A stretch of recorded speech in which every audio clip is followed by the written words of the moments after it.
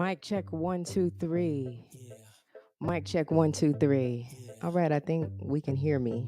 yeah, Check, check, check. Mic yeah, check 1 2 3. Let me yeah, adjust the microphone a little bit. yeah, What up, Facebook? yeah, What's going on? What's up, YouTube? yeah, It's your girl, Whitney Taylor Ray. This is yeah, Turning the Tables. This is the first episode of the podcast where we yeah, interview world-class DJs from around the globe. yeah, This is episode 1. I'm excited to be here. Our first guest is DJ ARoc, phenomenal world-class DJ. I mean, he's out here killing it, changing the game, making moves, traveling all around the world. And he managed to turn a not so good situation during the pandemic into something incredible. So I'm excited to bring my first guest, DJ ARoc, on board. I'm going to go ahead and bring him in. You guys, if you're in the chats, let me know how this sounds. Let me know how it looks. Give me a thumbs up, a fire emoji. Give me something. yeah. We're going to go ahead and make some room, make some noise for DJ ARoc. I'm going to go ahead and bring him on in. Yeah. Boom, boom, boom, boom, boom, boom, boom, boom, boom, boom.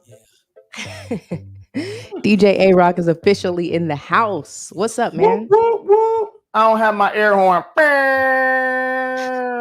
Look, There I we got go. a little something that can. There we go. How you doing, man? I'm good. Been busy day. But yeah, making stuff. Just finished up a event for the American Bar Association. So they had a conference, a week long conference. So I was their breakout party. So we did a Name That Tune for 25 minutes. It's pretty fun, actually. Man, So, you can't go wrong with Name That Tune. right. So It before was go ahead. it was diverse. It was. I remember you were telling me about the demographics, like young to very Yeah. well seasoned. Yep. So we had a little bit of everything from Elvis to Cardi B. Okay. That's So, lit. real music variety right there. I love it. Via Zoom. So how you doing today? I'm blessed, man. I'm happy to be here. Happy to have you on. First episode of the podcast, Turning the Tables. You know, it's inspiring conversations, you know, with people that I look up to, people that are doing great things in the world, especially in the field of music. And super happy to have you on as the first guest, man. I'm excited. It's like I hate someone to be in front of me. Then I'm like, man, I got to keep raising the bar. You know what I'm saying? So I'm gonna try to set the bar, then it go up from here. So how does go? Number Absolutely. 1, episode 1. So yeah, I'm excited to be here. So throw it at me. You know, let's get it going. You know, I like to jump right into things. Man, let's get it. What inspired you to become a DJ? First off, we'll just keep it starting right there. You want to know the real truth? Me and my buddy growing up, my buddy Steve growing up, I had a bunch of speakers. I love loud music, and I had a bunch of speakers, and he just loved music. Yeah. And he used to go by the tapes, and he'd write down the lyrics to the tapes, and you know, we'd sit there and find these songs that we liked. And I was like, so one time it was my buddy's birthday party, and he was like, hey, can y'all just come play some music? And that was it. I think I was like 14. And we did a basement party in East Cleveland, Ohio. And it just went from there. So, yeah. That's amazing. Yeah. That's the core of it, really just coming out and playing music, you know, just to create a good time. Wow. With cassette tapes. But, you know, so you couldn't do records at house parties because they'd be doing this move. This dude. Hit that one more time for us. Stop bumping the table. Yo, we got some people in the comments. What up, Greg? What's happening, Greg? I'm reading the comments. I got the comments in there. Willie's in there. What up, Mr. Willie?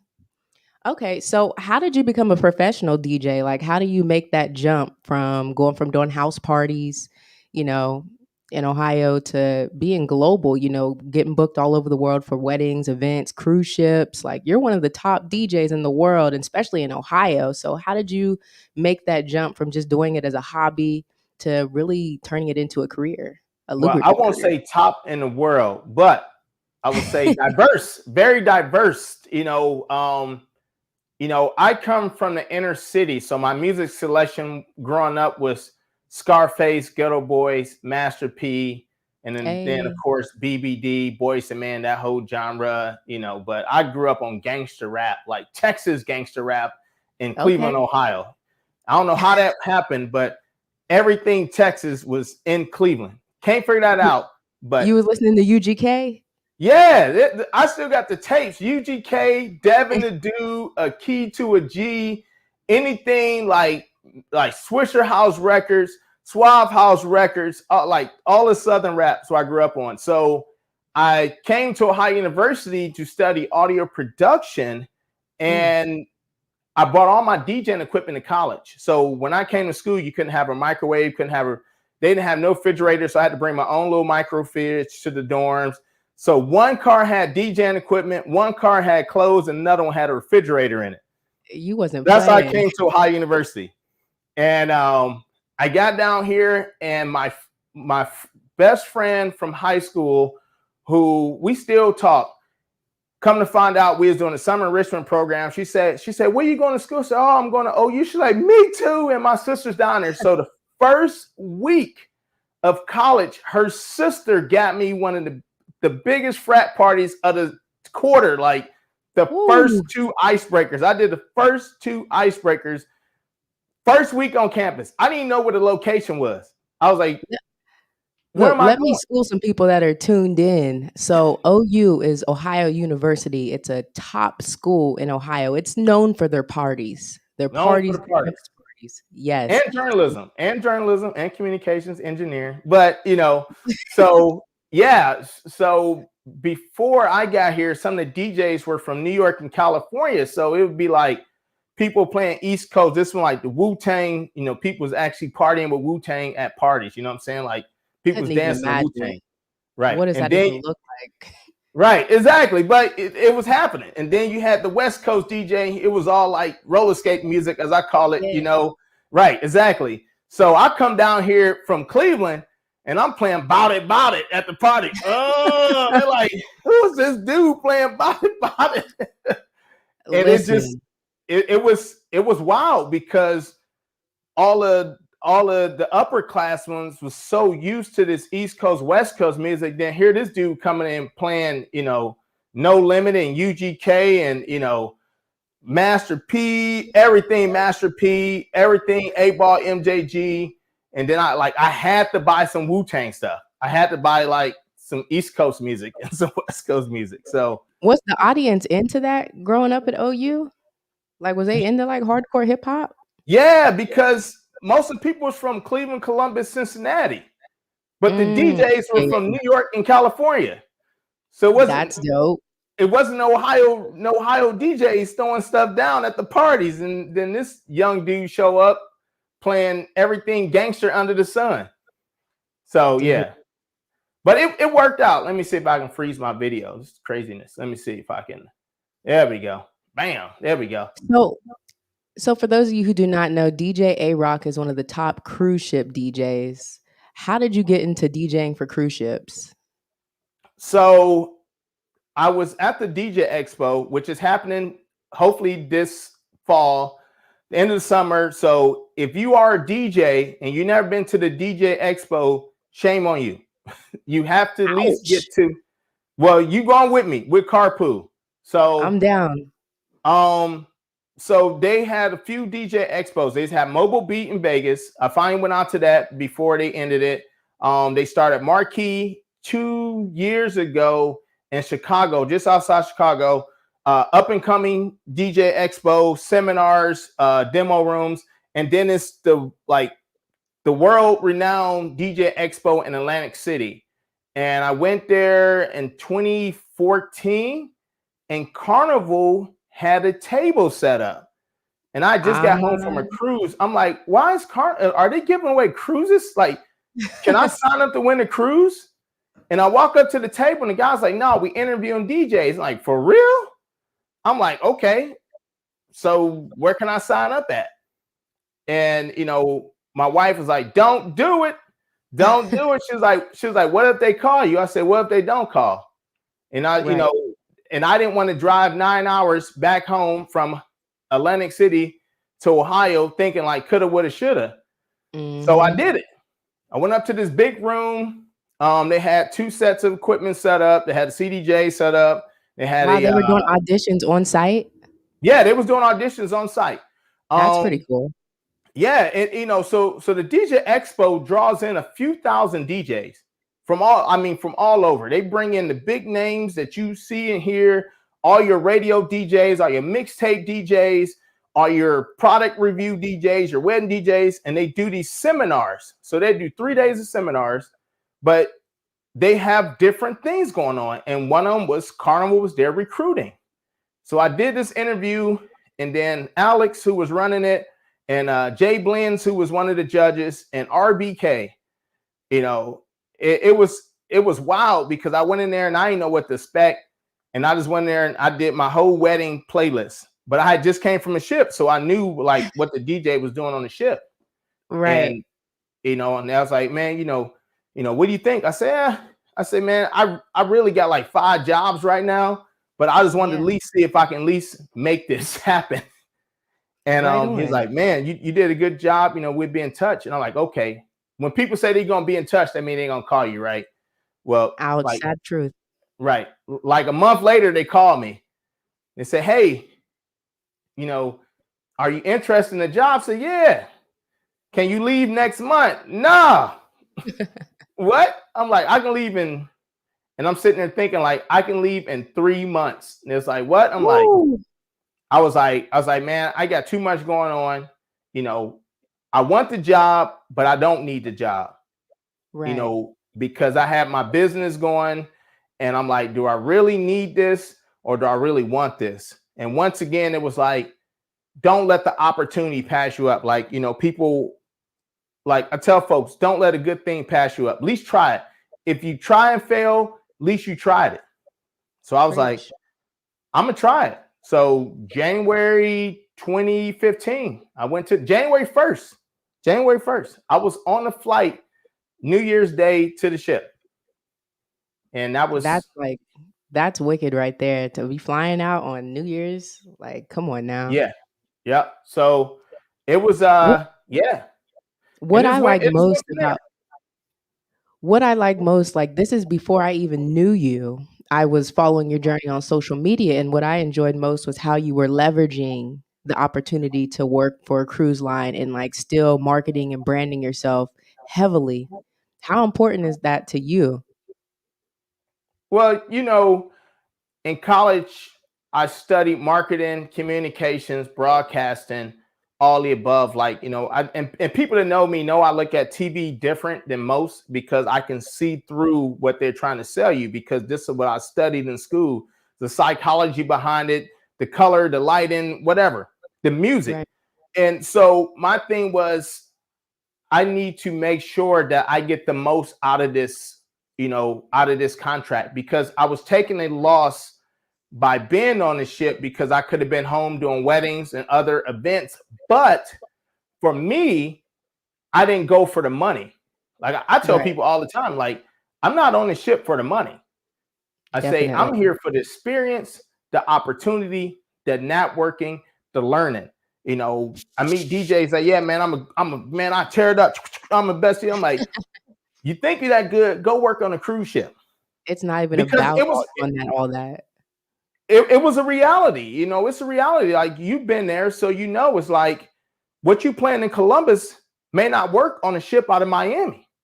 Right. And what you plan in Miami won't work out of a ship out of California. And then you go from California to a ship in Texas.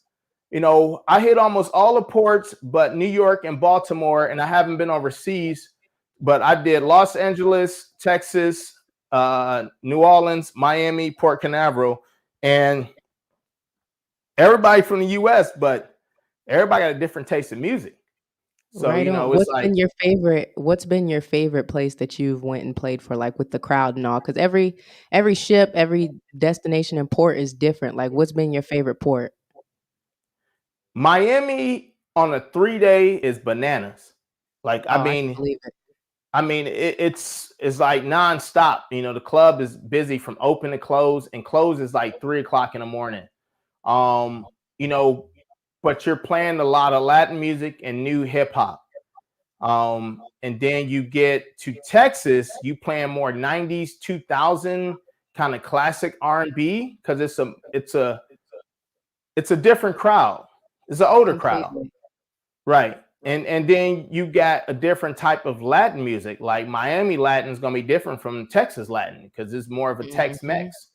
So you know, and that's a learning experience. Like trying to play Pitbull in Absolutely. Texas, not I haven't been to Texas yet, so I've heard like I seen the Texas crates though, so like having to incorporate some country and whatnot in there yeah, was a yeah. thing. Yeah. So, but that's the thing. It's like you adapt to it, you know, and people like, Hmm. oh, I'm a DJ. I don't like taking requests. I'm like, man, you got to take requests, you know, especially for a crowd like that. These people pay their hard earned money to come and turn up for 5 to 7 days. They want to hear their favorite artist. So true. Yep. So true. And one thing that I've realized, like with working on a cruise ship, you have to be extremely adaptable. What's the most valuable lesson that you've learned working on the cruise ships? Um, Diversity in your music, you know, and being willing to learn on the fly and being open minded. You know, when Afrobeat was first coming out, you know, we were getting requests for it on the ships. You know, Wow.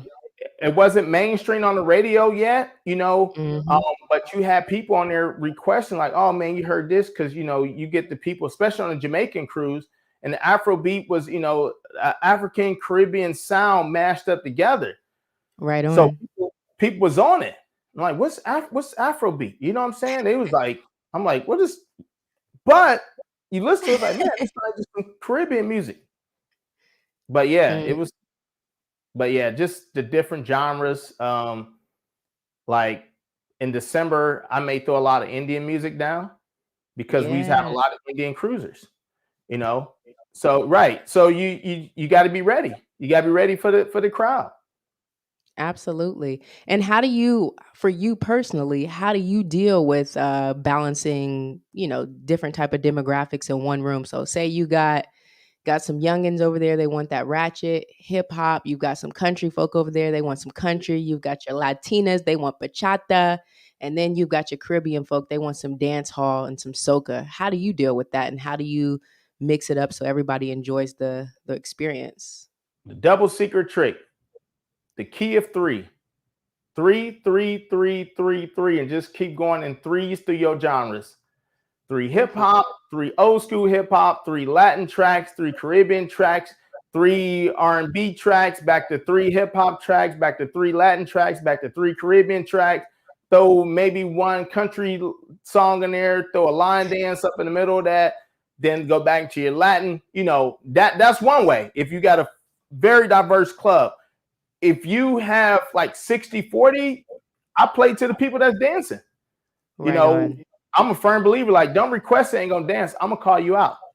You know, don't walk up to the booth and say you want to hear this, but you ain't gonna move from the wall. But if this Mm, other person requests their song and they group out there dancing, the dance floor theirs all night. My job is keep the dance floor full, not the wall full, the dance floor full. so true. And that's a good one, the 333. I like that. I'm gonna definitely give that a try and incorporate into my group as well. That's a good one. So Because you can mash a transition. lot of these songs up. A lot of these songs with the beats will sync up. You know, the dialogue will go. You know, and people just feel a beat. You know, the bass going boom Yeah. boom. They don't know if they listen to reggaeton, hip hop, R. They just feel a beat. Hmm. Head. That is Yep. so true. So how did you feel when the world shut down at the beginning of the global pandemic? What was the first thing that came to your mind? Truthfully, it was depressing. I mean, Mm. Yeah, um, no, seriously. because all three of my streams of income just stopped, just like everybody else's. You know, Yeah. my store was forced to shut down because we wasn't deemed essential. and then wedding stopped, and then cruising stopped. I had just got home from the ship a month prior to that at the end of January. So, yeah, it was tough. I was like, man, like, but I wound up finding things I need to do. Like, I was like, let me clean my library up on my laptop. Like, I was finding stuff to do. Literally took me 2 weeks to clean my library up on my laptop, getting rid of duplicates, analyzing stuff, getting, triplicates, quadruples, everything. Definitely. And then I started working on my website. I started sending emails out to people to leave Google reviews that I did weddings for in the past because nobody was doing nothing. It's like, right. Drop a review for me, please. I know you ain't going to work right now. I love that. Your website is perfect. CEO on point. Well, and that's what I looked at. I said, all right, you know what? When I said I was depressed maybe like a day. And I was like, all right, I got plenty of stuff to do. And I think that was on like a Monday. I was like, hey, you know what? I find Monday something blues. to do. Right. And I haven't stopped. Like, I literally have not stopped. I did a wedding in April of last year. All right. So it's a gig log up and you're going to laugh. And I'm a make things happen kind of person, right? Hey, right there's like, well, we got to cancel a wedding. We can't have all these people, I'm like, all right. It's like, well, first they knocked it down from like 150 people to 100 people. They knocked down to 50 people. And then it's like, we just going to cancel. Like, no, we can't cancel it. I was like, look, she's like, well, can you come out to my parents' house? Like, yeah. It's like, it's remote. I said, I got a generator and I got battery power speakers. It's like, for real? I was like, yeah. So I was like, I'll record it for you. So I showed up with a battery powered PA system, with a wireless mic, a GoPro camera, my M50 Canon, and my cell phone. I had the Canon sitting on the tripod recording the ceremony. I had the GoPro attached with my cell phone, recording her entrance while streaming it all on Facebook in a private group. Come on now. So also her family who couldn't make it. I was like, let's create a private Facebook group, and then we're live streaming to the Facebook group. This is before people really start thinking about Zoom. She's like, can we do that? I said, yeah, just make it a private Facebook group. So she made the group. I got to the house. She was like, all right, I'm gonna make you the admin so you can start it up. So I recorded the whole thing, had the standby cam going, and had it streaming live on Facebook. And then I got done and I came home, edited, and sent it to her that night so she can put it up on their page for everybody can see it. Man, I love and respect your grind.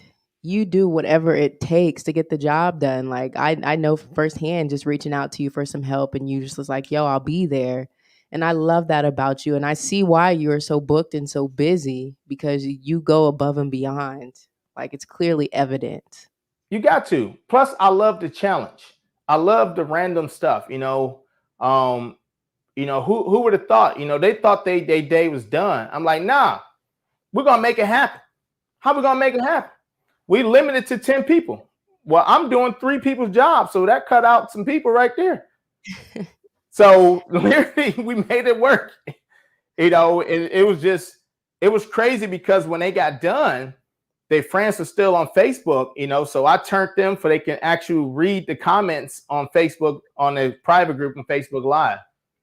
Wow. And, so as the summer went on, everything kept canceling. And then by August, I had another couple and they was in the same boat. I was like, look, we put on Zoom. It's like, what? I said, we're Zooming. So we Zoomed a whole entire ceremony reception at a private cabin in Hocking Hills with 10 people, a DJ, and a photographer. Come on now. All on Zoom. If that ain't a boss move, so would you say that wedding right there was like your introduction to like the virtual world? As far as like streaming live events?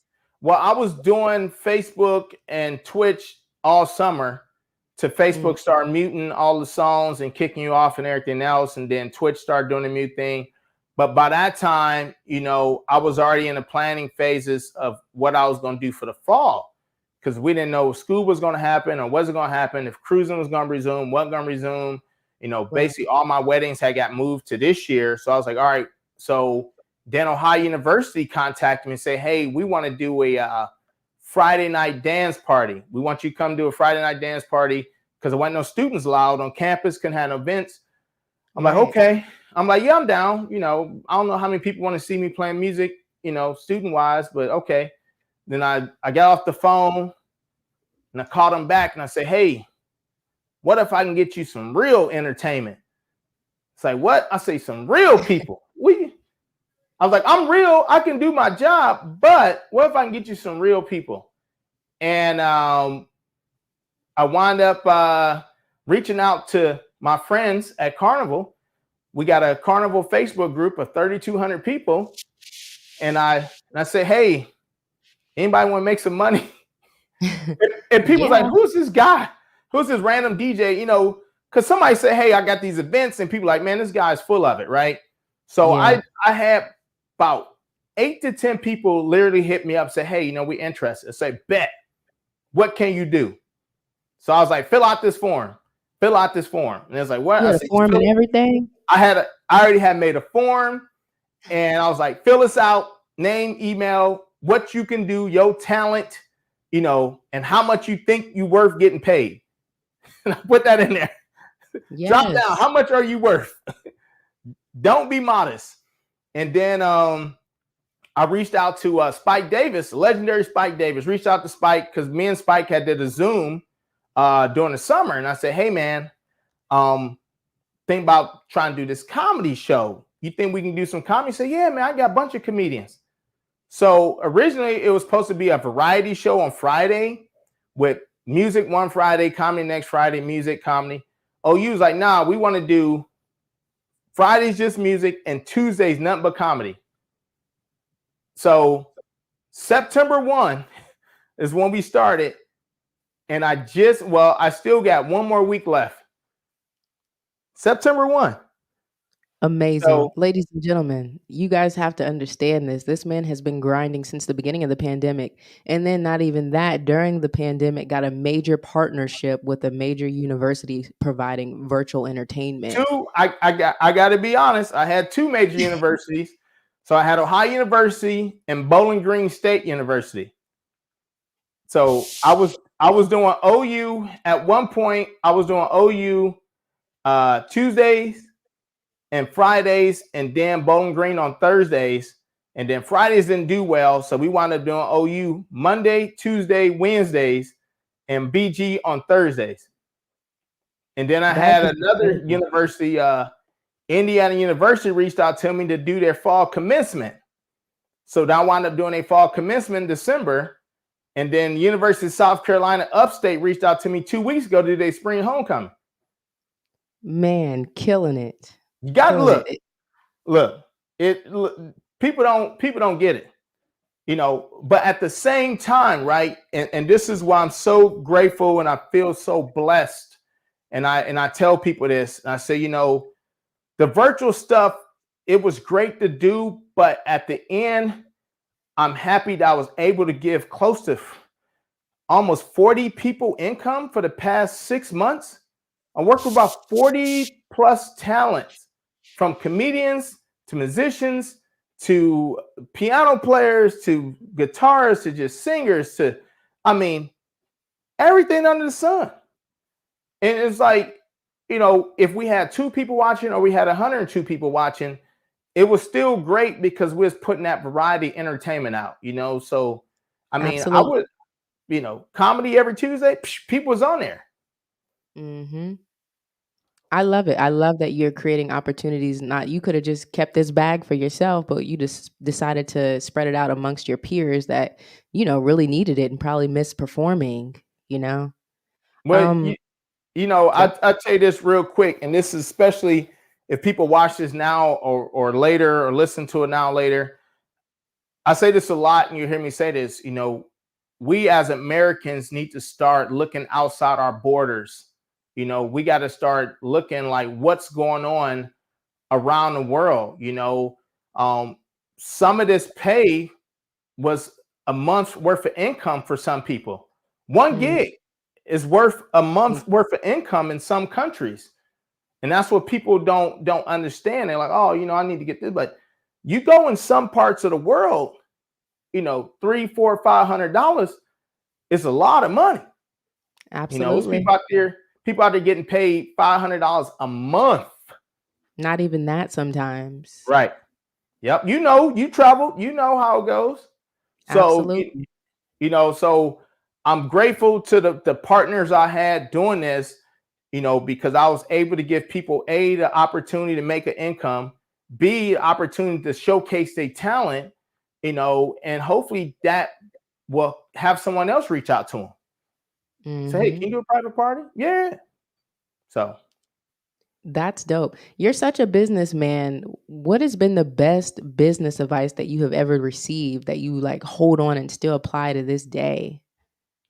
I mean, I listen to podcasts, you know, but I talk to real business people. Like you can have people tell you, read this book, listen to this book, but talking to people who've been in business for, you know, 30 plus years, you know, is one thing that I tell people all the time, and I learned on my own, you know, and of course there's probably a book out there, there's probably a t-shirt, but everybody want fast money. I want to play the lottery. I want to play slot machine. I want to, you know, fast money. But I tell people, you know, invest in yourself. Yeah. You know, instead of putting that money in the slot machine or the stock market, hoping that Bitcoin is going to go through the roof, you know, and it happens. You know, when Bitcoin first came out, people's like, I don't know about this, but people got into it. But how much money did people lose before they start making, right? Right on.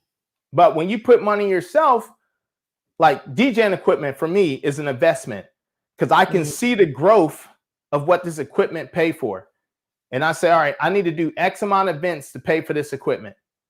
Once that event is done, everything's profit, right? You go play at the stock market, stocks crash. Guess what? Ooh. You out your money. Got your money. No return on that investment. Nope. It come back, but how long is it going to take for it to come back? You know, like it's still people recovering from 2008, 2009. Oh my goodness. When everything really tanked. So, you know, but I tell folks, you know, invest in yourself. You know, everybody want people to help them out. Oh man, you know what? You should buy into this. You know, what are you selling? What are you showing that they should invest their money into? You know, that's why, you know, 90% of my clothes, this is like one of 3 shirts that don't have my name on it, but everything got my name on it. You're always very well branded. Even on your speakers, you got the sticker and stuff. That's right. Because that's a business. That's a business expense. Wink, wink. Absolutely. Absolutely. For new DJs that are getting like that are just getting started, what advice would you give to them? You know, because it's different nowadays than how it was when we first got started DJing. Like now I feel like you do have to build a brand. I think you should register it as a business. Like what advice do you have for upcoming DJs building a brand, starting a business? Invest in yourself. Like I'm a firm believer of not renting equipment because I just don't trust rental stuff. You know, I'm a firm believer of spending money on a record pool. You know, you just can't be streaming YouTube while you DJing. You know, you can't go out and say you want to spend $1,000. You want somebody to pay you $1,000 for an event, but you don't have a real music collection. You streaming everything off YouTube, right? You know, people was going bananas when they took Spotify off some of the DJ software. You know, I was paying this $10 a month, and now I can't play Spotify through my Serato. Like, build your library. Right, build a library. You know, and I want to say it's so much easier, but I'm gonna say it. It's so much easier than when I was doing it, going out spending $14 to $18 on one CD to get one song. So 19 of the other songs never got played. You know, but I had to buy a whole CD. I got thousands of CDs, you know, and tapes and, you know, records. I never really got into that much because it was just too heavy. I tried it. I just didn't like moving, you know, 100 pieces of vinyl and still had to play a CD. Thank God times have changed and everything is compact and you can just go to a DJ pool or just grab a small controller or Yeah. whatever. Yep. And that's what, you know, and it's not about the equipment. You know, people like, oh, well, I got this little controller. I can go DJ a party off my iPad. As long as I got the right music and know how to mix it together, I can do the party off my iPad. Why? Because I've done it before. I know it. Come on now. Right. It's not So, about the equipment. no, you know, the equipment is the show. Like, do I really need this? Not really, but I wanted it. Why? Because I like it. I enjoy it, you know, and it's paid for. So here you go. It can sit in this room for the next 5 years because I invested in myself, you know. So tell folks, you know, don't look for the easy way. It's so much knowledge out there about DJing, podcasts like yours, YouTube videos. I mean, people been on Clubhouse talking about it, Zoom meetings. Like this past year has been one of the best networking experiences ever because Oh my people was God. forced to Yes. slow down. Yep. Just I think, love we that. all used to working. It's amazing. Where do you see our industry with like in the next 5 to 10 years? Our industry will keep growing as long as DJs keep valuing their self. When I mean, don't be out there doing $100 parties, you know, Ooh, and it's not that you're out here trying to get over, but legitimately, this is a business. You know, this right. is your bread and butter. A lot of people would do this full time. We're not just weekend warriors. This is something we may do full time, you know, 3 to 4 days a week. Um, you know, don't be that guy out there or that female out there saying, oh yeah, I'll come out and do it for $50 because you Ooh, never pay for your gear. You know, I'm not, you know, and everybody's market is different. And I tell folks, I say, you know, I live in the second poorest county in the state of Ohio. So I understand that you can't charge certain prices for certain things, but you have to pay for your equipment. You have to pay for that music library. You don't want to go work your 9 to 5 just to pay for your weekend hobby. Turn that hobby to a professional business. ooh, come on now. Right. Preach. $500. Go get an LLC. So now your equipment and your clothes and your suits and your music pool subscriptions is now a deduction on your taxes for your DJ business, not your DJ hobby. See how that works? Yes, absolutely. I think it's important because it took me a minute to like get the business side of things down. Like it took me a couple of years, honestly, you know, but once I got it down and I'm still growing and evolving, still reaching out to you for advice and stuff, you know, but I think it's so important that we become more business savvy and just more financial literate as, you know, we move forward with things changing and stuff. I reached out to someone the other day to see if they wanted me to DJ their fitness class and I know he meant no harm by it, but he was like, "Oh, I thought you wanted to come do it for free for exposure." I was insulted, to be honest, just a little bit, but Right. I didn't, you know, it is what it is, but we can't be doing things for exposure and I think Right. we're Well, you past know, that point now. it worked the same way. Hey man, I'm DJing this event. Why don't you come teach some fitness classes for some exposure? See how that worked out, right? No. It go both ways, you know. But you know, reality is this, right? The exposure is fine, but how much money you potentially losing for that exposure, or how much money are you going to gain for that exposure? And You not know, you even got just to weigh the that. options. It has to be strategic. Like Right, it has to make literally sense. It has to literally make sense, you know? right. I work on the cruise ships. I love the opportunity and exposure. You can't get no more exposure than that. I mean, Yeah. you are in front of 4,300 plus people every 7 days. 4,300 people every 7 days. So if you're going to ship for a month, You got 4 different groups on there. So you've been in front of 16,000 people in 30 days. Where are you going to see that at? Nowhere else. No, Right. unless you're at a resort or something, but it's Unless one of you're at a those. resort.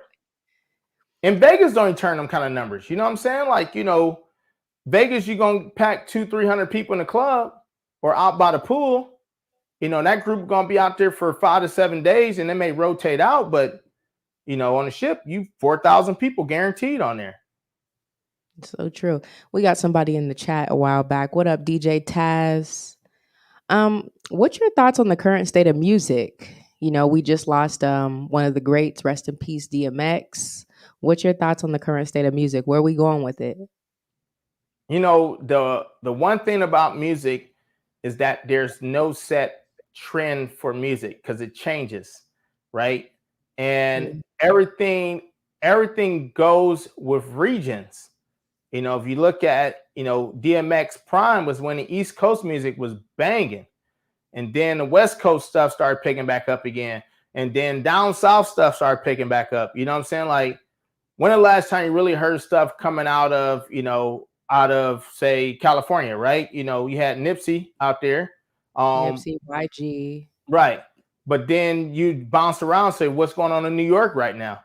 Or is everybody coming out of Florida right now? Is it anybody in ATL doing anything?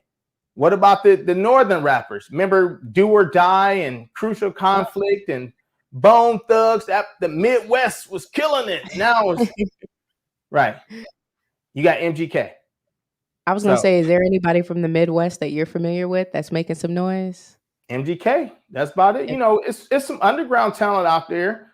But it's not the club. For me, I look at what's club.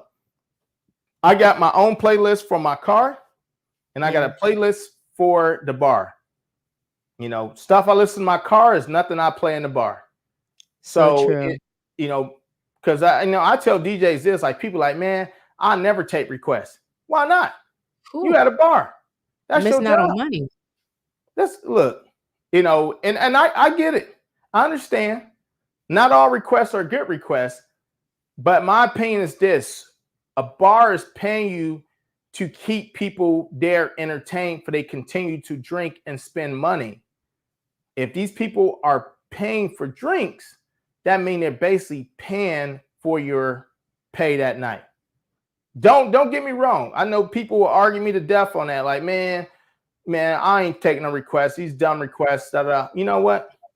Look, if a bachelorette group come in there and I'm playing DMX and it's 20 bachelorettes want to hear Madonna and they all got drinks in their hand, I'm mixing Madonna in with DMX somehow, some way.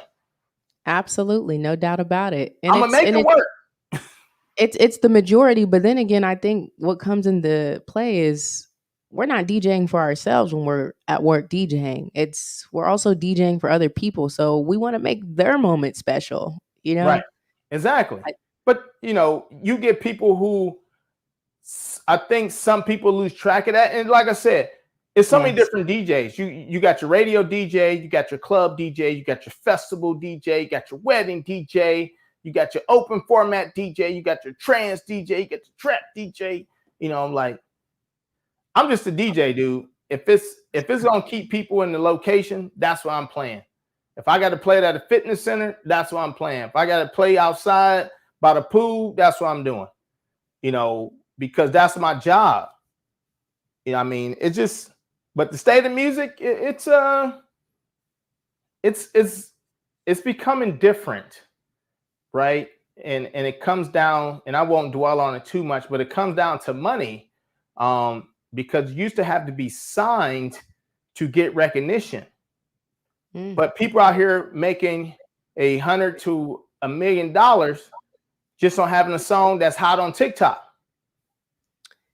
Times have definitely changed. Yes. How many songs is on your top 10 right now, and they were just hot on TikTok before they even made it to the radio or made it to YouTube or made it anywhere? It's a TikTok. I discovered some songs on TikTok for sure, because that's what people are listening to nowadays. They're listening to social media. Right. I don't even have TikTok. You know what I do? I Google once a month top TikTok songs. That's it. That's a, That's I don't even. that I is got too many apps as it is. TikTok is one I don't need right now.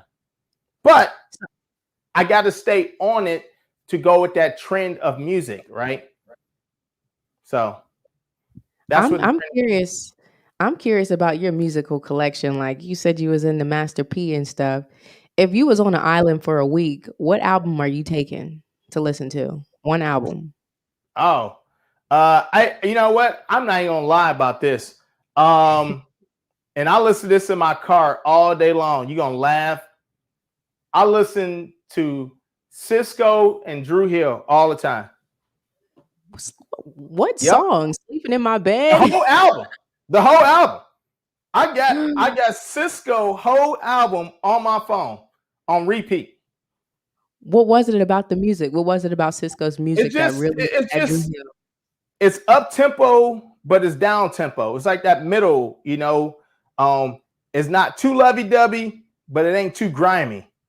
Right. So it's still it's good driving music. You can sit there, you can relax to it, you can drive to it, you can sleep to it, do whatever you want to it, but it's it ain't too hard. I can only be about it for so long. You ever seen that? The gym. I play this video all the time. Look, the MOP video with the dad in the car is an old video with his son eating cereal, and he played a video Annie Up. I'm gonna send you the video. Look up MOP Annie Up cereal, and you would. Yeah, I'll send it to you. It's an old video. Hilarious. Yeah. Oh, it's beyond hilarious. I can play this 30-second clip over and over. If I'm feeling crappy, I just look that video up and I feel great. That's dope. I love that. The power of sense of humor, the power of comedy. I think that's something that a lot of people embrace, getting into your psychology lane or whatnot. But when it comes to playing clubs and parties and stuff like that, what's a song when the dance floor is starting to fade out? Sometimes we do have those moments where people leave the dance floor, unfortunately. What song do you play to get people back on the dance floor? You can't use a line dance either.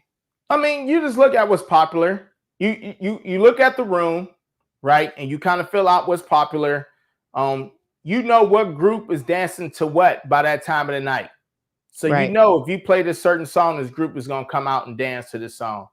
I tell you, one of the things I do, I'm notorious for, is I will play like 6 hype songs, right? So that's basically 25 minutes, if you let them play through, but I usually try to do 25 minutes, boom, boom, boom, everybody going. And I just throw some BS on for like 3 minutes because I need people off the dance floor to go to the bar to drink. Right. And then I get them back out on the floor. I love it. Yeah, the you bar's can't have gotta people make out some there money. all night, boom, boom, boom, nobody drinking. So you got to at least get them, oh man, I play something that's down tempo. It's still good, but it's not danceable good. All that DJ suck type song, all that DJ suck. But in reality, I'm doing it on purpose because I'm pushing people to the bar to buy drinks. Right. I don't know how many people watching, but on big weekends, I play 2 crappy songs so people leave the bar so we can bring the next 100 people in the bar. Like when we used to have big weekends here, the bar be packed. We have 250 people in the bar and you can't get nobody else in. And everybody finishes up their drink and people ain't drinking. I'm like, all right, I got to play some random crappy song. I mean, not too crappy, but not like, this song, I need people to leave. Right. I need people like, this guy's terrible. I need him to leave.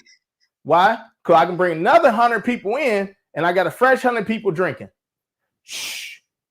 Don't tell nobody that. No, that's a good one. That's a good one. At the end of the day, you there to make the bar money. Yo, my buddy Ben's in the comments. What's up, Ben? What up, man? Blink Slow Productions. Also, anybody that's tuned in, if you have any questions for DJ ARoc, definitely drop them in the chat and we'll get those answered for you. Right now, this is Turning the Tables podcast, episode 1. I'm Whitney Taylor Ray, your host, and we've got our special guest, DJ ARoc, Watch in them the dance house. moves. Look, world-class DJ, horrible dancer. That's right. No, I'm joking. You know what? Look, that's on every review evaluation that I had on the cruise ship. DJ A-Roc's great, but he don't dance enough. That's all my evaluations. You can ask my boss. He'll tell you every evaluation. A-Roc is great. Energy is great. On time, professional. Don't dance. I'm not here to dance. I'm here to play music. Try. It's entertaining though. It's entertaining to watch. Watch you try to dance. I guess, but yeah. When I went to the ships, I didn't know none of the line dances. Now I mentioned I was doing weddings 10 years before I went to the ships. I play them, but I ain't know them. Not even the electric slide. Not even electric slide. Never tried to learn them. I won't knock you for that. Urge to learn them. It took me to the cruise ship to learn the slide too, so I ain't gonna knock you for that. But what about the wobble? Nope. Cupid shuffle. Nope. Cupid shuffle. They walk you through the Cupid shuffle. It talks you through. Yeah, I know, but nope. You know why? Because I'm always a song ahead, right? That's the thing. As a DJ, you always a song ahead. While one song is playing, you queuing the next song up. I always tell when I'm training DJs to have 5 songs ready to go. Always be 5 songs ahead. So if one bombs out, go to the next one. If that one bombs out, go to the next one. That way you ain't sitting there in the library all day looking. Facts. It's embarrassing too. It's like, have you ever got to almost the end of the song and you're trying to hurry up and find the song before it runs out, before dead air? Oh, don't let that happen. Put that auto loop on. Loop it. Listen. Loop. Yep. So things are starting to open up now. How's everything looking for you? Have you got any outside bookings yet? Or are you still just focused mainly on virtual? A lot of weddings. I'm going to be in weddings next month until from May to October. And the only reason why it stops in October is because I stopped booking in October. I usually never do anything like private parties from the first week of October to the end of the year, because October is usually all dedicated to OU for all their events. Would be homecoming, parents weekend, tailgating, or Halloween. And then I'm usually on a boat in November, December, and January. So I usually try not to book nothing that far out. I don't know if I'm gonna be on a boat this year, but just in case, I didn't book anything. Right on. I love it. You have your seasons planned out. I love that. Yep. Usually, how do you keep your? Go ahead. No, so usually April is prom season, and then spring stuff at OU, and then end of April to September is all weddings, and then fall is football, and some fall weddings, and then winter is cruise ships. That's dope. That's dope. Well, DJ ARoc, man, I appreciate you for coming on, sharing your story, coming on, sharing your knowledge, giving us great insight and tips. Is there anything that you want to say to the people that are watching, or to any aspiring DJs or any upcoming DJs? Any last piece of advice or anything, or words of encouragement? I'm appreciative to be number 1 of the show. Hopefully I can come back and be number 11. Okay. And then we can talk business. So call me after every one. So it'd be 1, 11, 21. And we can do episode 11, how to set up your professional business as a DJ. So noted. You're definitely coming back for the 11th episode. I don't know if we can even make that a show. That have to be like a Zoom, because we need to get people in on it. But, absolutely. But yeah, I appreciate the opportunity. I'm so happy to see all the success you have. Like, you follow me, I follow you, and from seeing you from the cruise ships to overseas, I was super jealous when you was overseas. I remember when Rob sent that out, looking for a DJ for he had a resort. He didn't say where it was at. Yeah. Looking for resort DJ. And then next you know, 3 days later, you overseas. Like, what the heck? How'd she get from Columbus to the Middle East? What? Listen, So big shout to Rob. Yes, definitely big shout out to Rob and all the traveling DJs. You know, it's great to have a network and community of DJs like yourself and just like-minded people, you know, that we could come to and just share stuff with, whether it's music, advice, equipment. You know, you've helped me out with some speakers. I just bought some speakers off of Dana. So it's super great to have like such a cool DJ group and community, you know, just super, super thankful. Well, I'm thankful to be here, but big advice to anybody, invest in yourself. You know what I'm saying? If you're not going to believe in yourself, no one else is going to believe in you. You know, and that means a lot when people see you grinding it out to get what you want, you know, to make stuff happen. You know, it don't happen overnight. You know, you're not going to like, oh yeah, I'm a DJ today and I'm going to be on a cruise ship tomorrow, or I'm going to be on the main stage of Ultra, It's you know, next spring. Taylor Ray. You know, yeah, Exactly. it ain't happening. So, but yeah. I got another meeting I got to go to because I'm a government official. So I got a zoning meeting. I got to go to a board of zoning meeting. That's dope. Listen, tell everybody. Yeah, no, tell everybody where they can find you because you're always streaming your live events, you know, like on Twitch and stuff. You can find me twitch.tv/DJ ARoc or twitch.tv/Ohio involvement. That's what our live music is. We had Latin music last night. We're doing a cooking show tomorrow. We got a DJ violin combo next Monday. And then we got a band from Brazil next Wednesday. That's right. It. Colombia last night, Brazil next Wednesday, all virtually, all via Zoom.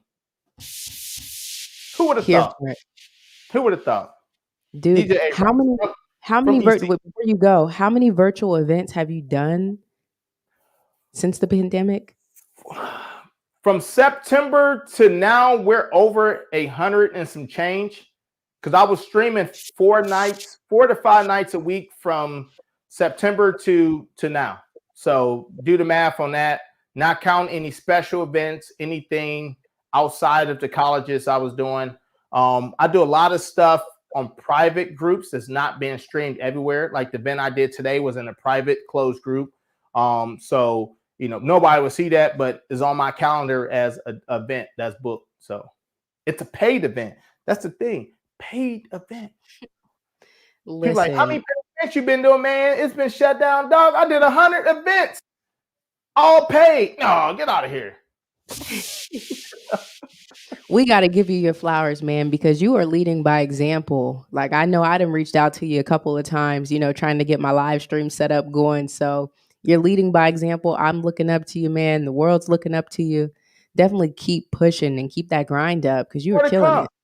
It's more to come. It's more to come. I love it. I love it. Willie says proud of you. Yeah, me too, Willie. Proud of you. Thank you, hey, Willie.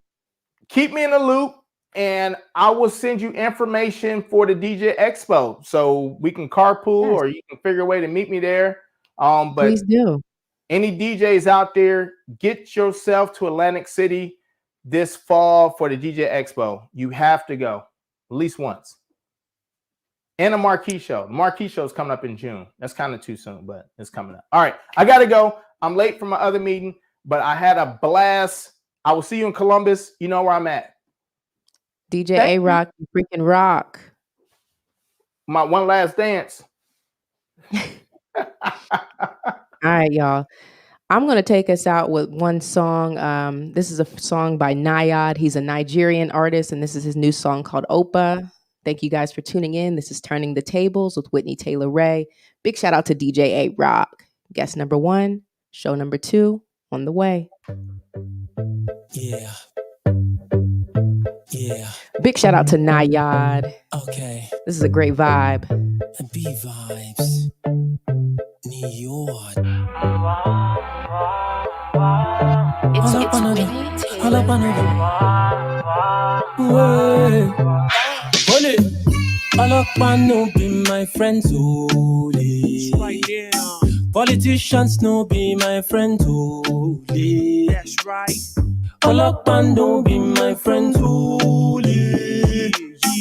Politicians no be my friends only. Them be only for Aguada. Them be only for the Senate. Once again, this is a new song called Opa by Nayad. I see you vibing, DJ ARoc.